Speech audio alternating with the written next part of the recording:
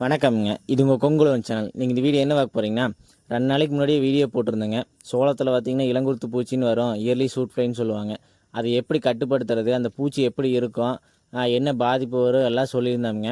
அதுக்கு பார்த்தீங்கன்னா ஒரு ட்ராப் மாதிரி பொறி மாதிரி ரெடி பண்ணியிருந்தாங்க. அது எப்படி பண்ணோன்னு சொல்லி பார்க்காதீங்க, அந்த வீடியோவில் போய் பாருங்கள், தெளிவாக சொல்லியிருக்காங்க. அதில் பார்த்தீங்கன்னா காலேஜில் சொன்ன மாதிரி வெறும் கருவாடும் தண்ணி ஊற்றி வச்சதில் பார்த்தீங்கன்னா எந்த ரிசல்ட்டுமே வரலைங்க. வெறும் மட்டும்தான் விழுந்தது. அதே பார்த்தீங்கன்னா, நம்ம புதுசா சரி நாட்டு சர்க்கரை ட்ரை பண்ணி பார்க்கலான்னு அதில ஒரு வாட்டர் கேனு, இதில ஒரு வாட்டர் கேன் ரெடி பண்ணி வச்சுருந்தோம்ங்க. அதில பார்த்தீங்கன்னா, நாட்டு சர்க்கரை போட்டதில பார்த்தீங்கன்னா, நல்ல ரிசல்ட் வந்ததுங்க. 7 பூச்சி விழுந்திருந்தது. நம்ம பயிரில பார்த்தீங்கன்னா, பாதிப்பு கம்மியா தாங்க இருந்தது. பூச்சி எண்ணிக்கை கம்மியா இருந்தது. அதனால அளவா தாங்க விழுந்தது. இதே மாரி அதிகமா இருந்ததுன்னா, நெறைய விழுந்துருங்க. அது மாரி ஏக்கராக்கு 15 வச்சிங்கன்னா, இயற்கை முறையில மருந்து அடிக்காதயே கட்டுப்படுத்திடலாங்க.